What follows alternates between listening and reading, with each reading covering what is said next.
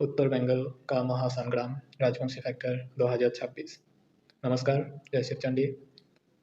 आज की राजनीति का सबसे बड़ा सवाल उत्तर बंगाल, और उत्तर बंगाल में सबसे बड़ा नाम राजवंशी समाज। क्या 2026 का चुनाव राजवंशी वोट तय करेगा? आज इसी पर होगी सीधी गहरी बात। देखिए, पॉलिटिकल एनालिसिस करते वक्त एक गलती होती है। कम्युनिटीज़ को सिर्फ नंबर में कन्वर्ट कर दिया जाता है, लेकिन राजवंशी समाज सिर्फ वोट परसेंटेज नहीं है। ये इतिहास है, ये कल्चरल आइडेंटिटी है, ये रीजियनल प्राइड है। नॉर्थ बंगाल का गांव, मंडी, स्कूल, बाजार, हर जगह राजवंशी प्रेजेंस महसूस होती है। और जब एक कम्युनिटी अपनी पहचान को लेकर कॉन्शियस हो जाती है, तो वो पॉलिटिकल डायरेक्शन बदल सकती है।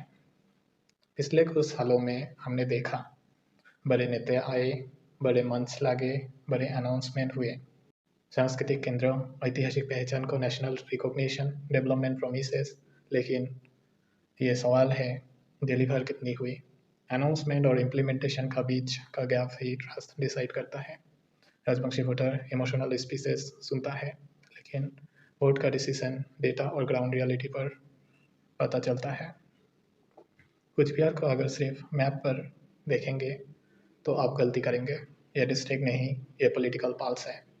यहाँ का वोट अगर स्विंग करे तो पूरा नॉर्थ बंगाल स्विंग करेगा, और नॉर्थ बंगाल स्विंग करेगा तो बंगाल का पावर इक्वेशन बदल सकता है। इसलिए हर पार्टी यहाँ फोकस कर रही है। ये कोइंसिडेंस नहीं है, ये कैलकुलेशन है। एक तरफ नैरेटिव है केंद्र सरकार की, एक तरफ राज्य सरकार की नैरेटिव है। लेकिन राजवंशी वोटर क्या देख रहा है? वो कंपेयर कर रहा है, किसने सिर्फ प्रॉमिस किया, किसने प्रोजेक्ट कंप्लीट किया, किसने लोकल लीडरशिप एम्पावरमेंट की। ये 2026 का साइलेंट बैटल है। सबसे बड़ा चेंज क्या है? राजवंशी समाज अब रिएक्टिव नहीं, प्रोएक्टिव हो चुका है। अब वो सिर्फ रैली क्राउड का हिस्सा नहीं है, वो एनालिसिस करता है, सोशल मीडिया पर डिस्कशन करता है, लोकल लेवल पर बैठक करता है और क्वाइटली स्ट्रेटजी बनाता है।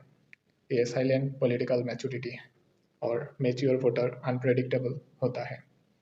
राजवंशी यूथ आज एजुकेशन ले रहा है, डिजिटल स्पेस में एक्टिव है। उनके लिए सिर्फ आइडेंटिटी काफ़ी नहीं, उन्हें चाहिए रोजगार, इंफ्रास्ट्रक्चर, इंडस्ट्री, स्किल डेवलपमेंट। अगर कोई पार्टी इन रियल इशू को एड्रेस करेगी तो यूथ नैरेटिव सिर्फ शिफ्ट कर सकता है। और youth swing means election swing. अब मैं सीधा सवाल पूछता हूँ, क्या राजवंशी वोट कंसोलिडेटेड होगा या डिवाइडेड होगा?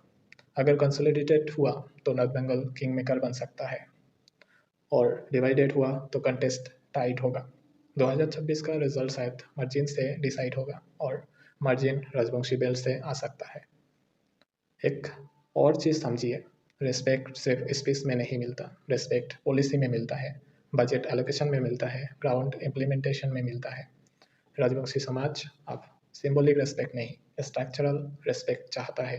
ये डिफरेंस समझना होगा। तो आज बंगाल की राजनीति के बीच एक साइलेंट स्ट्रॉम चल रहा है। नॉर्थ बंगाल ऑब्जर्व कर रहा है, कुछ भी कैलकुलेट कर रहा है, राजवंशी वोटर इवैल्यूएट कर रहा है। और जब इवैल्यूएशन कंप्लीट होगा तब बैलेट बॉक्स बोलेगा, और बैलेट बॉक्स की आवाज़ सबसे ज़्यादा पावरफुल होती है। क्या राजवंशी समाज 2026 का किंग मेकर बनेगा? क्या उत्तर बंगाल लिखेगा बंगाल का अगला पॉलिटिकल चैप्टर, या इक्वेशन लास्ट पर फ्लिप होगा? जवाब अभी नहीं, जवाब मिलेगा इलेक्शन रिजल्ट के दिन। लेकिन एक बात तय है, इस बार राजवंशी वोट इग्नोर नहीं किया जा सकता। ये था आज का स्पेशल रिपोर्ट। Thank you.